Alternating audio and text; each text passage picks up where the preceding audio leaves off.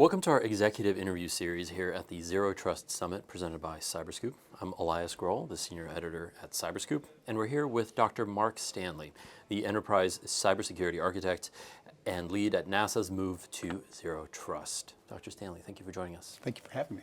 So I'd like to start by asking you, do you believe federal agency senior executives have a full understanding of the resources required to achieve Zero Trust objectives? You know, if it's interesting to think about, where we are now, from 2022 when the executive order came out to where we are today.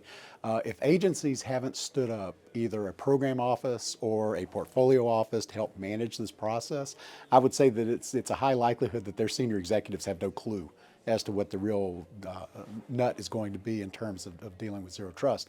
Now, for NASA, what we did is we established our cybersecurity improvement portfolio, where we broke down the executive order and the associated OMB memoranda into the requirements, which at that time was 111 requirements.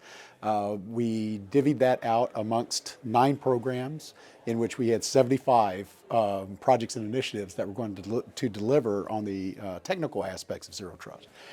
We then had a Zero Trust roadmap development workshop that was professionally facilitated, gave us a great idea of where we were in terms of our maturity of Zero Trust, also gave us another 122 requirements on top of it.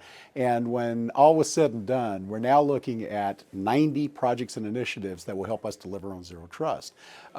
This past year, we completed 15 of those, and we're on track to complete another 15 this year. So we're making progress. Not necessarily hitting all the marks in terms of what OMB wants, in terms of due dates for some of those initiatives, but we're getting there, and eventually we'll catch up with that. Where are you seeing signs that AI will help accelerate agency efforts to establish Zero Trust principles? Oh boy, that's a great question. From an architectural and cybersecurity engineering perspectives, artificial intelligence and machine learning are going to be very helpful for us in terms of dealing with the visibility and analytics pillar, also with the automation and orchestration pillar.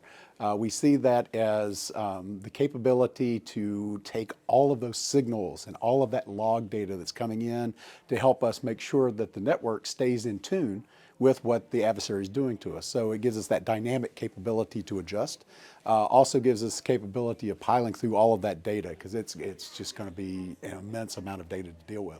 But we also recently learned that there's some real progress being made in terms of microsegmentation, in terms of how that's going to deal with the policy decision engines to allow us to go through a process of discovery in terms of what our security policies will need to look like, to be able to analyze those, make changes where necessary, and then lock them in.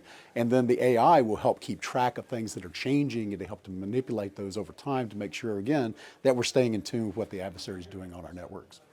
Dr. Mark Stanley, thank you so much for joining us Thank and you. sharing your expertise with our audience. Thank you so much.